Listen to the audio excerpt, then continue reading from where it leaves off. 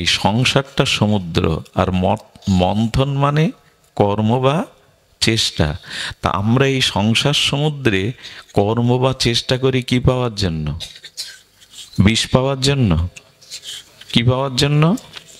অমৃত মানে সুখ বা শান্তি পাওয়ার জন্য। এই জন্য তো এত চেষ্টা, এত খাটাখাটি, তাই না? অমৃত পাওয়ার জন্য। ওরাও তেমনি সমুদ্র মন্থন করছে কিসের জন্য? অমৃত পাওয়ার জন্য। অমৃত পেয়ে অমর হবে, সুখী হবে। কিন্তু উঠল কি? প্রথমে কি উঠল? বিষ। সংকেত দিচ্ছে বাল্মীকি যে সংসারে যতই চেষ্টা করো অমৃত বা সুখ পাওয়ার আশা, এখানে বিষই আগে উঠবে। এখানে যতই চেষ্টা করো সংসারে বিষই আগে উঠবে। উঠল তাই। কিন্তু মজার কথা হলো, যারা অমৃত পাওয়ার জন্য মন্থন করলো তারা কেউ বিষ নিতে রাজি না। সংসারে সবাই সুখ নিতে রাজি, দুঃখটা কেউ নিতে রাজি না। তো ওখানে ব্রহ্মা ছিলেন, দেবতারা ছিলেন, কিন্তু বিষ কেউ নিতে। আর সেই বিষের জ্বালায় যখন সবাই জ্বলছে, তখন এগিয়ে এলেন বিষ নিতে ভগবান শঙ্কর। অথচ উনি অমৃত চাননি। ওখানে ব্রহ্মা ছিলেন, বিষ্ণু ছিলেন, কিন্তু এগিয়ে এলেন কে? শঙ্কর এগিয়ে এলেন। আমাদের গুরুচাঁদ ঠাকুরকে ভগবান শিবের আবেশ বলা হয়। গুরুচাঁদ ঠাকুরকে ভগবান শঙ্করের আবেশ বলা হয়। এরা জীবের দুঃখ কষ্ট নেওয়ার জন্য আসে। এরা অমৃত নিতে, জগতে নিজের সুখ নিতে আসে না। এই জন্য এরা জগতে পূজিত হয়। আপনি যখনই সুখ নিতে চাইবেন, উঠবে কিন্তু বিষ। কারণ সব থেকে বড় কথা তো ভগবান বলে দিয়েছেন, সংসার দুঃখালয়ম, সংসার অসাৎশতম। এইখানে দুঃখ ছাড়া তুমি কিছু পাবে না। আর দুঃখ মানেই বিষ, দুঃখ মানে অমৃত নয়। তো শান্তির আশায় অমৃত আশার এত ঘষাঘষি, এত চেষ্টা, এত মন্থন করছি রাত দিন, অথচ সেই দুঃখের বিষই আপনজনের লাঞ্ছনা, গঞ্জনা, অপমান, কষ্ট এগুলিই পাচ্ছি। কিন্তু যিনি অমৃত চাননি তিনিই শেষ পর্যন্ত বিষ নিতে এগিয়ে গেলেন। তুমি রাজি আছো তো? অপরের দুঃখ কষ্ট যারা জ্বলছে তাদের সেই বিষটা নেওয়ার? যদি নিতে পারো তখনই তুমি মঙ্গলময়ের অধিকারী হবে। আমরা অন্যের সুখের বেলায় আছি, অন্যের সুখ নিতে রাজি আছি, দুঃখের ভাগ। এই জন্য তো আমরা মঙ্গলের অধিকারী হই না। ভগবান শঙ্কর সেই বিষ নিলেন, সকলকে সেই বিষের যন্ত্রণা থেকে মুক্তি দিতে বিষ গ্রহণ করলেন। আচ্ছা, ভগবান শঙ্কর সেই বিষ নিলেন, বিষ নিয়ে অন্যদেরকে অমৃত দিলেন, কিন্তু অমৃতের ভাগ তিনি নেননি। লক্ষ্মী উঠল, হ্যাঁ, কত কি উঠল, ধনী রত্ন উঠল, সব অন্য নিল, ভগবান শঙ্কর নিল না। এর মানে কি? সংসারের অপরের দুঃখ কষ্ট বিষ যত নিতে পারবে ততই তুমি মঙ্গলের অধিকারী হবে। ভগবান শঙ্কর এটি নিয়ে জগৎকে জানালেন, সংসারের বিষই উঠবে, তবে অন্যকে সুখ আনন্দ দেওয়ার জন্য বিষটা নিজে গ্রহণ করো। আচ্ছা, ওই বিষে মরল তো ভগবান শিব? ভগবান বলে না, ওই কালকূট বিষ মৃত্যু হওয়ার কথা, কিন্তু হয়নি, বরঞ্চ নীলকণ্ঠ নাম হয়ে গেল। কণ্ঠ একটি নাম পেয়ে গেলেন। আচ্ছা, বিষ কণ্ঠ পর্যন্ত ঢুকলো, গাল থেকে লাঞ্চে ঢুকলো না? যদি এই প্রশ্ন যারা তর্ক করে তারা যদি বলে যে বিষ কণ্ঠ নীল হয়ে গেল, ওই বুকে ঢুকলো না, লাঞ্চে ঢুকলেই তো মরতো। বলো বুকে ঢুকবে না তো? বুকে রাম আছে, ভগবান থাকলে ওখানে বিষ যাবে কি করে?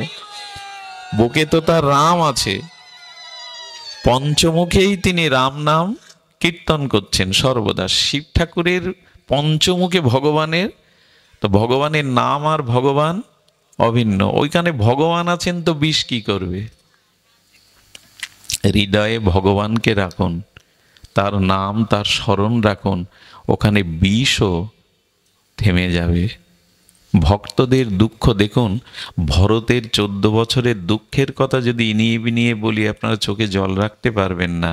কিন্তু সেই ভরতই, রামচন্দ্র বললেন, ভরতের ন্যায় সাধু এ জগতে আর নাই। ভরত সন্ত শিরোমণি, সাধুদের শিরোমণি। বৃন্দাবনের গোপীরা যেমন শ্রীকৃষ্ণের শ্রেষ্ঠ ভক্ত, তেমনি পুরো ত্রেতাতে ভরতের মতো এত ত্যাগী। আপনি অপরের দুঃখ নিয়ে যত অপরকে শান্তি বা অমৃত দিতে পারবেন, ততই আপনি ভরত হয়ে উঠবেন, ততই আপনি মঙ্গলের অধিকারী উঠবেন। ভরতের জন্যই তো রাজ্য নিল কি? সে তো বুঝতে পারত 14 বছরে, কিন্তু না, খালি পায়ে যাচ্ছে আমার কারণে প্রভু বনবাসে। মায়ের মুখ দেখল না 14 বছর, স্ত্রীকে নিষেধ করে দিল, আমার জন্য প্রভু আজ বনবাসে। জগৎলোককে আজ রাজ্য ছেড়ে বনবাসে, তুমি আমার মুখ দেখবে না। যদি কখনো ইচ্ছা হয়, ওই নন্দীগ্রামে পাহাড়ের আড়াল থেকে তুমি আমার কুঠিরটা দেখে আসতে পারো। আমি অযোধ্যাতেও থাকবো না, এখানে কোনো সুখ যেন আমাকে স্পর্শ, আমার কারণে প্রভু বনবাসে। এই ভাবনাগুলো শুনলেই হৃদয় নির্মল হয়। আর যারা আচরণ করে তাদের কি হয়? উনি যাচ্ছেন রথ ঘোড়া সামনে, প্রভুকে ফিরিয়ে আনবেন, উনি যাচ্ছেন খালি পায়ে। আচ্ছা, ভরতের পায়ে একটা কাঁটা ফুটল, কাঁটা ফোটার সাথে সাথে ব্যথাটা তো ভরতের লাগার কথা, লাগান না? তখন রাম বলে চোখে জল আসলো। পাশে একজন প্রশ্ন করছে, কাঁটা ফুটেছে তোমার, রাম বলে কাঁদছো কেন? বলে, আমার জন্যই প্রভুর চরণ কমল এই পথ দিয়ে বনে গেছে। যেতে যেতে প্রভুর চরণে কাঁটা ফুটে না জানি কত, নিজের পায়ের কাঁটার ব্যথা উচ্চারণ করছে না, ভাবছে না প্রভুর চরণে কেমন বেজেছিল।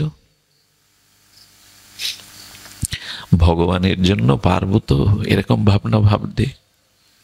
রাজ্য ছেড়ে দিয়ে নগ্ন পায়ে যাচ্ছে, আর বলছে নিজের পায়ের ব্যথাটা অনুভব করছে না, বলছে প্রভুর পায়ে কিভাবে বেজেছিল। যেখানে গঙ্গার তীরে এক রাত কাটিয়েছিল, ওখানে ভরত ওইখানেই কাটিয়েছিল মাটিতে। প্রভুর চরণ নিয়েই ফিরেছিল, পাদুকা নিয়েই ফিরেছিল। ওই পাদুকা নিয়ে কি করতো জানেন? মাটি কেটে কিছুটা মাটির নিচে শয়ন করত। মাটিটা 1-1.5 হাত কেটে ওর নিচে, একজন বলছেন মাটিতে শয়ন করো রাজপ্রাসাদ ছেড়ে, কিন্তু মাটির নিচে ঘুমাচ্ছ কেন?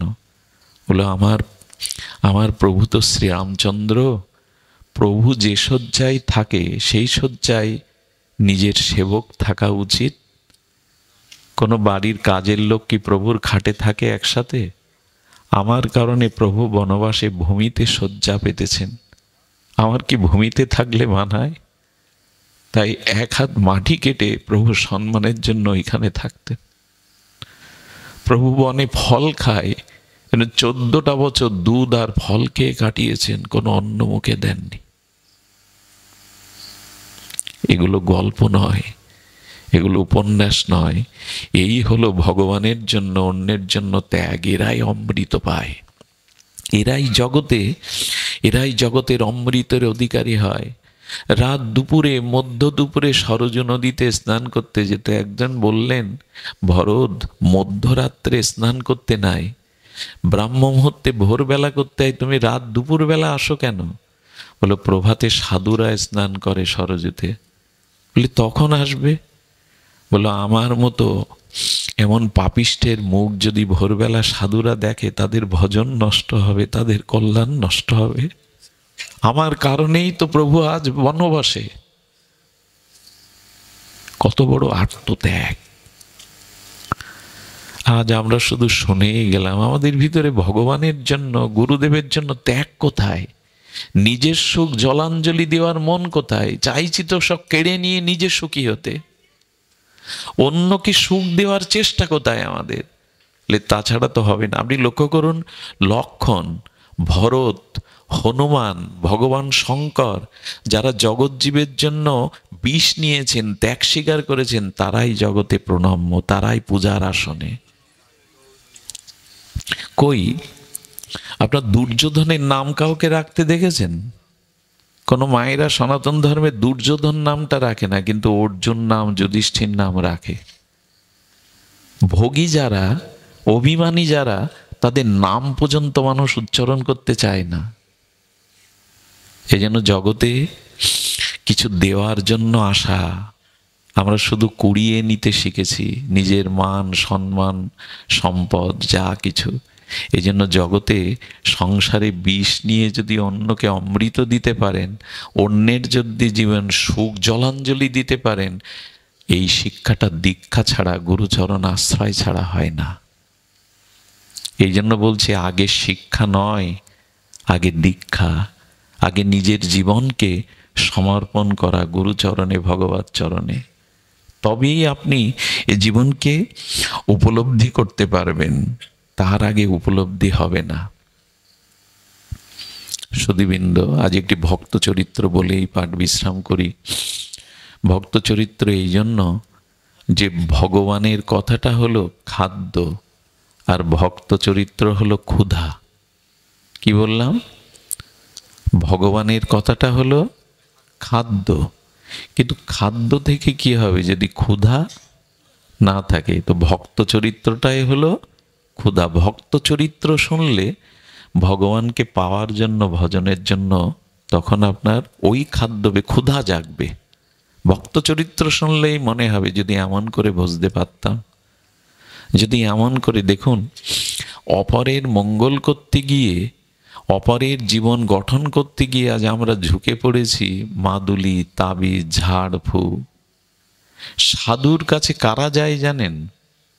এই একটা জিনিস হয়েছে, যে সাধু রোগ সেরে দিতে পারে, যে সাধুর মেয়ের ভালো জামাই দিতে পারে, যে সাধুর কাছে গেলে ঘেরের মাছ বাড়বে, ব্যবসার উন্নতি হবে, সেখানে এখন গাড়ির লাইন। ওইখানে এখন মানুষ গাড়ি গাড়ি গিয়ে হাজার হাজার লোক ভর করে। এই জন্য আপনি আসেননি, এই পাওয়ার জন্য শাস্ত্র বলেনি। ভবরোগী যদি না সারলো, বারবার জন্মাতে হয়, মরতে হয়, কর্মফল ভোগ করতে হয়, তো ওই সাধারণ রোগ সেরে কি করবেন আপনি?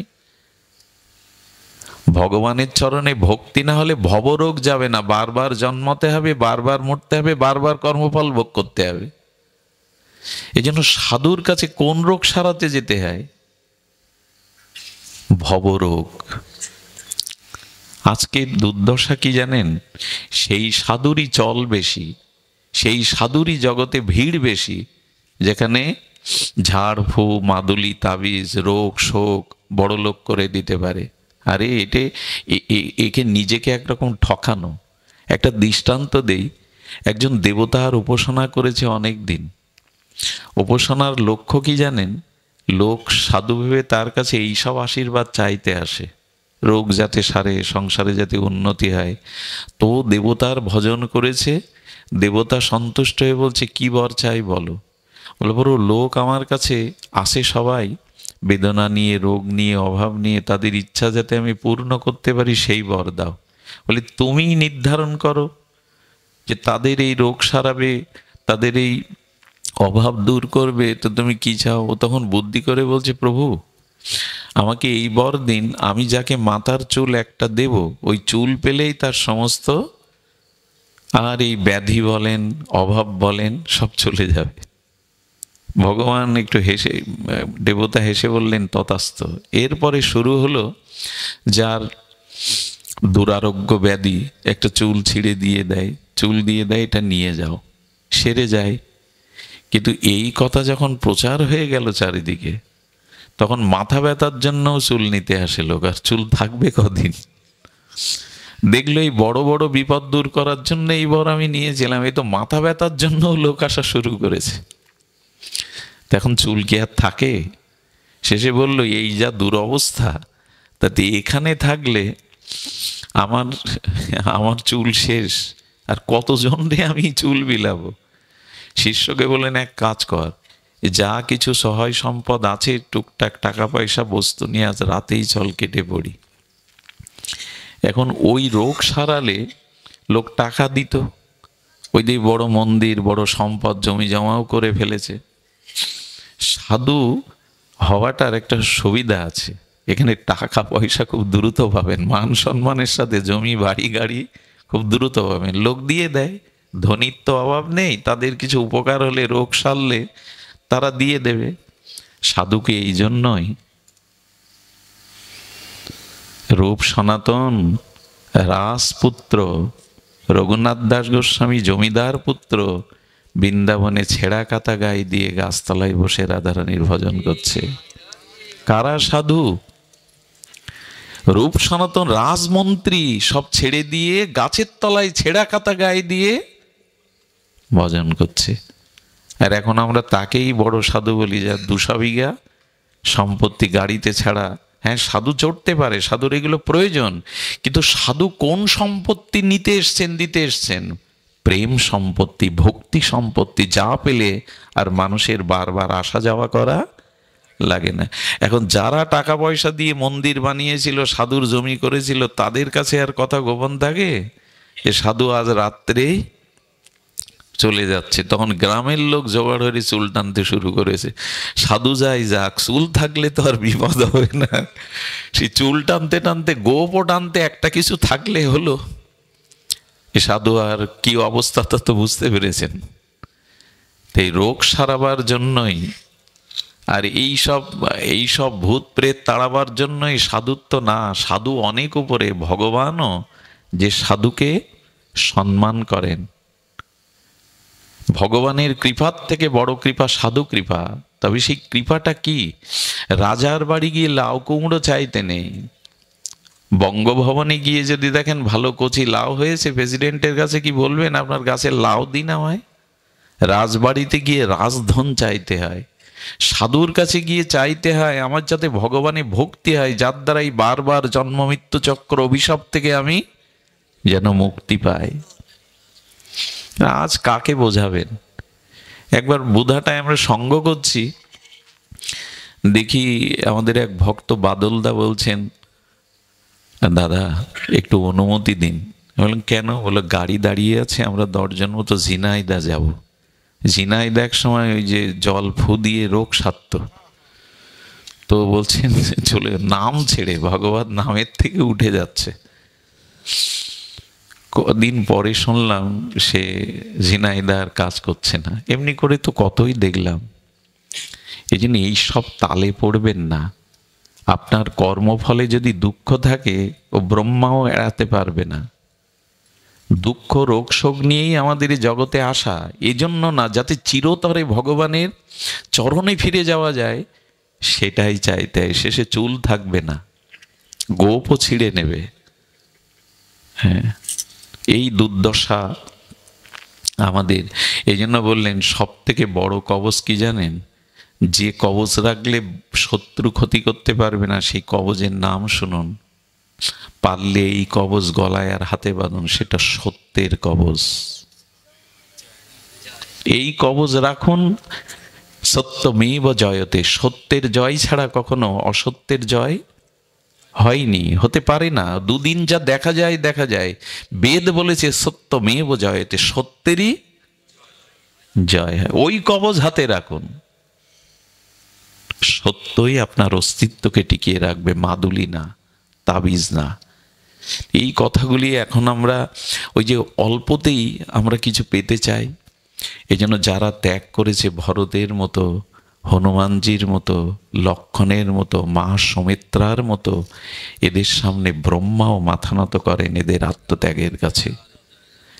তো যে লীলাটি বলছি, এই লীলাটি বাড়ি থেকেই শুরু করুন, নিজের ঘর থেকেই শুরু করুন। লীলাটি বড় অপূর্ব, একটু ধ্যান দিয়ে শুনুন। শীতের সময় আপনাদের অনেক দূর থেকেও আসা, অনেকের অলসতাও আসছে, আমি নিজেও শ্রান্ত ক্লান্ত। তবে এই লীলাটি একটু মনোযোগ দিয়ে শুনুন, এটার পরে আমরা বিশ্রাম রাখছি। লীলাটি হলো ভগবানের একজন প্রিয় ভক্ত, তাকে সবাই আপনারা চেনেন, তার তত্ত্ব জানেন। ইনি হলেন গরুর। ইনি কে? গরুর। গরুর হলো ভগবানের বাহক, পক্ষীরাজ গরুর। এবং গীতাতে বিভূতি যোগে ভগবান বর্ণনা করতে গিয়ে বলেছেন, পক্ষীগণের মধ্যে আমি গরুর, মানে ভগবানেরই স্বরূপ। এটা একটা পাখি হয়ে, পক্ষীরাজ হয়ে ভগবানের অভিন্ন বিভূতি সম্পন্ন হলো কি করে? ভগবানকে বহন করেন, গরুর ভগবানকে। এত বড় কৃপা কি করে হলো সেই ইতিহাসটা একটু শুনুন, খুব ধ্যান দিয়ে শুনুন। প্রজাপতি দক্ষ, এই প্রজাপতি দক্ষের ব্রহ্মার 12 জন প্রজাপতির পুত্র, তার মধ্যে দক্ষ প্রজাপতি একজন। এই দক্ষ প্রজাপতির 2টি কন্যা, একটি হলো আমাদের বিনতা, আর একজন হলো কদ্রু এবং বিনিতা। এই 2 জন কন্যা। কিন্তু এই কন্যা কার হাতে সম্প্রদান করবেন? দক্ষ প্রজাপতির কন্যা বিনিতা এবং কদ্রু, এদের কার হাতে অর্পণ করবেন? খুঁজতে খুঁজতে কশ্যপ, ঋষি কশ্যপকে পেয়ে গেলেন। ঋষি কশ্যপ যুগ যুগান্তর কল্পব্যাপী তপস্যা করছেন। দেখুন, দক্ষ প্রজাপতি নিজের কন্যাকে বিবাহ দিবেন, রাজাকে খুঁজতে পারতেন, ধনীকে খুঁজতে পারতেন, কিন্তু নির্ণয় করলেন তপস্বী সাধুকে। আজ আমাদের সমাজেও এরকম একটা অবস্থা, ছেলে কি চাকরি করে, কত টাকা আয় করে, এর উপরে নির্ভর করে কন্যা দেওয়ার পরে 2 মাস যেতে পারে না, চোখের জল ফেলতে শুরু করে, অন্তর জ্বালা শুরু হয়, দহন শুরু হয়, শেষে ঘরও ছাড়াছাড়ি হয়ে যায়। দয়া করে একটি কন্যাকে সম্প্রদানের পূর্বশর্ত হলো কতটা মানবিক মনুষ্যত্ব গুণাবলী তার মধ্যে আছে। আর এটা মাপতে গেলে দেখতে হবে কতটা তার ভিতরে ভগবত ভজন, কতটা আদর্শিক ধর্মকে সে চরিত্রে মূর্ত করতে পেরেছে। কিন্তু ধার্মিক সন্তানদের, ধার্মিক ছেলেদের এখন তাদেরকেই 12টা বেজে গেছে। আমাদের ধর্মে কোনো যুবক যদি ধর্মকর্ম করতে শুরু করে, প্রসাদ পেতে শুরু করে, মালা তিলক নিতে শুরু করে, তো একটা উপাধি দিয়ে দেয়, ওর 12 বেজে গেছে। অন্য ধর্মের দিকে তাকিয়ে দেখুন, তাদের ছোটবেলা থেকে কেউ যখন ধর্মকর্ম করে তখন তাদেরকে শ্রেষ্ঠ মানা হয়, সম্মান দেওয়া হয় সমাজে। আর আমাদের কোনো যুবক যদি একটু এগিয়েছে তো ওর 12 বেজে গেছে। এখানে একজনও যুবক নাই, এখানে এখন ওরা মোবাইলে, নেটে, রাস্তার ধারে, ক্যারামে ওখানে আছে, কারণ ওদের আমরা গড়তে পারিনি। পারিবারিক আদর্শ, ধর্মীয় অনুভূতি এখানে একজনও নাই।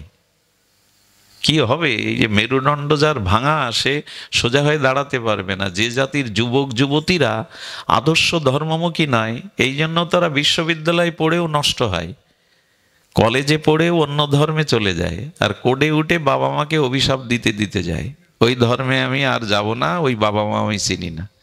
এদের এই দুর্দশা হবে না তো কাদের হবে? এরা সন্তানদেরকে বিশ্ববিদ্যালয়ে পাঠিয়েছে, কিন্তু নৈতিক চরিত্র গঠনের জন্য ধর্মচর্চা বাড়িতে করেনি। গীতা ভাগবত এদের কাছে সাবজেক্ট না। এদের এই দুর্দশা ছাড়া কাদের হবে? এই জন্য একজন পাত্রের, 10 তলায় যদি নেশা করে এসে লাথি দিয়ে বলে দরজা খোল, তো ওই সুখের কি দরকার? আপনার ওই কোটিপতির কি দরকার? এই জন্য পাত্র নির্বাচনে প্রথমে আদর্শটাকেই দেখতে হয়, আর মেয়েদের বেলায় দেখতে হয় তার মাতৃকুলকে, তার মাতৃ পরম্পরাটা কেমন। বিবাহ যদি কারো জীবনে ভুল হয়, তাহলে আর ওজাগিরি করার যাওয়া থাকবে না। যেমন মাথায় যদি সর্পাঘাত করে বিষাক্ত সাপ, মাথার তালুতে যদি সোল দেয়, বাঁধন দেবেন কোথায়? ওজাগিরি করবেন কোথায়? বিবাহ যার জীবনে ভুল, তার সব শেষ। এই জন্য এই জায়গাটা খুব, কিন্তু আমাদের ধর্ম চর্চা তো আজ নাই। আমরা শিখেছি ডিগ্রি আর কত টাকা আয় করে। কশ্যপের হাতে দিয়ে দিলেন কদ্রু এবং বিনীতাকে। কশ্যপ তপস্বী, বরণ করলেন বটে, গ্রহণ করলেন বটে, কিন্তু তার ভিতরে তো জগতের লালসা, ভোগ সুখ নাই। কশ্যপ ঋষিকে সেবা করলেন কদ্রু আর বিনীতা, 100 বৎসরের অধিক এইভাবে সেবা করলেন। আর নারীর জীবনে সর্বশ্রেষ্ঠতা, শক্তি, পতিব্রতা, কল্যাণ একমাত্র স্বামী সেবাতেই। শুনুন, মেয়েরা ব্রত করুক, তীর্থে যাক, দান ধ্যান করুক, কিন্তু যদি পতিব্রতা না হয়, পতিসেবা পরায়ণ না হয়, তবে অনেকের যুক্তি স্বামী ভালো না, স্বামী মনের মতো না, তো সে একদিকে আমি কি তার প্রতি ভালো ব্যবহার করব? আমি আমার এই ক্ষুদ্র জীবনে দেখেছি সতী নারী তারা কি করে জানেন? অনেক মদ্য মাতাল অসুর রাক্ষসকেও তারা সাধু করে তুলতে পারে। এই এই এই সেবা, এই শুশ্রূষা ক্ষমতাটা নারীর আছে। আমার জীবনে আমি দেখেছি, পাশে দেখেছি যে সতী নারীর এমন ক্ষমতা, সে একটা অসুরকেও মাতালকেও সাধু করে দিতে পারে। তবে কশ্যপ একটা কথা বলেছেন, মায়েরা অপরাধ নিয়েন না, বলছেন নারীদের মুখটা শরতের পদ্মের মতো শোভিত পায়। ওই মুখ দেখেই তো মানুষ মোহগ্রস্ত হয়। তো বলছেন, কশ্যপ বলছেন, মায়েদের মুখটা পদ্মের মতো, তবে শরতের পদ্ম আরো মধুময়, আরো সুন্দর। আর নারীর কণ্ঠস্বর, এটা যেন কর্ণে অমৃত বর্ষণ করে। ওই কণ্ঠেই কত মানুষ শেষ হচ্ছে, যন্ত্রের মাধ্যমে একটু কণ্ঠ শুনেই শেষ, তার অস্তিত্ব বিলীন। তাদের কণ্ঠটা মনে হয় কর্ণে অমৃত ঢালে। কিন্তু কিছু মনে করো না মা, ব্রহ্মা বলছেন তাদের হৃদয়টা ধালোয়ার তলোয়ারের মতো, ওরা সবকিছু কেটে খান খান করে দিতে পারে। সন্তান স্বামীকে হত্যা করতেও ওদের হৃদয়ের তলোয়ার বাঁধবে না। ব্রহ্মা বলছেন কি, দেখো জগৎ, কশ্যপ ঋষি বলছেন, ব্রহ্মাকে প্রশ্ন করা হলো, আপনি যে মায়েদের সৃষ্টি করেছেন, মুখটা শরতের পদ্মের মতো, কণ্ঠটা অমৃত সুধা ঢালে কানে, তার হৃদয়টা তলোয়ারের মতো করেছেন কেন? তো ব্রহ্মা বলছেন, দেখো আমি সৃষ্টি করেছি, অথচ মেয়েদের হৃদয়, মায়েদের হৃদয় আমিও খোঁজ রাখি না। ব্রহ্মারও অজানা মেয়েদের হৃদয়ের কথা। পুরুষের ভাগ্য আর নারীর মন, এ দুটো ব্রহ্মাও ঠিক ঠিক, আপনি আমি কি জানবো? তো এই ঋষি বিবাহ করলেন বটে, কিন্তু ওনার মোহ নাই। ওদের সেবা দেখে বললেন, আমি সন্তুষ্ট হয়েছি, আমি 1000 বছর তপস্যা করেছি, আমার কাছে তোমরা যা প্রার্থনা করবে আমি তোমাদের ইচ্ছা পূর্ণ করবো, চাও। চাইতে কি হয় এটাও জানতে হয়। সাধুসঙ্গ না করলে, ভাগবত স্মৃতি না থাকলে, আমরা ওই যে রাজার বাড়ি গিয়ে লাউ চেয়ে বসবো। কি চাইতে হয় এটাও জানতে হয়। কদ্র কি চাইলো জানেন? নারীর জীবনে সব থেকে বড় প্রতিহিংসা যদি অন্য নারীকে সহ্য না করতে পারা। নিজের আপন বোনও যদি সুখে থাকে, আর এক বোন যদি সুখে না থাকে, তার প্রতিও তার হিংসা হয়। নারীর এই প্রতিহিংসা পরায়ণতা সব থেকে বেশি ছাড়িয়ে গেছে অন্যদের। কদ্রু ভাবলো আমি বিনতাকে পরাস্ত করব। এই জন্য আগে বর চাইতে গিয়ে বলল, আমি সহস্র নাগপুত্রের জননী হতে চাই। কি পুত্রের? নাগপুত্রের জননী। সহস্র 100টা ডিম্ব দিলেন তপস্যার দ্বারায়। এইটাকে প্রতিপালন করতে রাখো, এর থেকে সহস্র নাগপুত্রের তুমি জননী হবে। বিনতাকে বলছেন, তোমার কি চাই? তুমি যা চাইবে দিতে পারি। বললেন, আমি 1000 না, 2টি পুত্র চাই, তবে সেই 2টি পুত্র যেন ওর 1000 পুত্রের থেকে শ্রেষ্ঠ হয়, ওর 1000 পুত্রের থেকে শ্রেষ্ঠ হয়। ধ্যান দিয়ে শুনুন, এগুলো কাহিনী না সুধীবৃন্দ, এগুলো গল্প কাহিনী এই জাতীয়ভাবে প্রচার করবেন না। ইউটিউবে অনেক সময় লেগে গল্প কাহিনী, এগুলো কাহিনী বা গল্প না, এগুলো আমাদের লীলা, ভগবত এবং মহতের আচার্যদের, ঋষিদের লীলা। শুনুন, বিনীতা চাইল, আপনি আমাকে 2টি পুত্র দেবেন যেন ওর 1000 পুত্রের থেকে তারা শ্রেষ্ঠ হয়। ওনাকে দিলেন 2টি ডিম্ব। কি হলো, বহু বছর পরে, অপেক্ষার পরে, ওই 1000 ডিম্ব থেকেই তো সন্তান আসে। শুক্রাণু না থাকলে সন্তান আসে? তো ওর থেকে 1000 নাক প্রকাশিত, আনন্দ ধরে না। আর তখন ওর মনে মনে হিংসা জাগলো, আমি আগে পুত্র পেয়েছি, ও তো বিনীতা তো পাইনি। এই যে বললাম নারীদের প্রতিহিংসা পরায়ণতা বেশি, বললো আমার সতীনের সে 1000 পুত্র পেয়ে গেল, আমি এখনো একটা পেলেন না। ধৈর্য হারা হয়ে একটা ডিম উনি নখ দিয়ে যখন উন্মুক্ত করলেন, তখন ওর মধ্যে দেখলেন ওপরের অংশটা পরিপুষ্ট, হৃষ্ট পুষ্ট প্রকাশিত, কিন্তু নিচের অংশটা পুষ্টতা পায়নি, অপ্রকাশিত। এর নাম অরুর। এই অরুর অভিশাপ দিলেন, একটু ধৈর্য ধরতে পারলে না, একটু অপেক্ষা করতে পারলে না, আমাকে অর্ধেক অংশ অপুষ্ট রেখেই আমাকে জগতে প্রকাশ করলে সতীনের প্রতি হিংসার দ্বারা। তবে জেনে রাখো, যার প্রতি হিংসার দ্বারা আমাকে অপুষ্ট করে আমার অর্ধেক অঙ্গ বিকলাঙ্গ করে জগতে আনলে, ওই সতীনের কাছে তোমাকে দাসত্ব করতে হবে 500 বছর।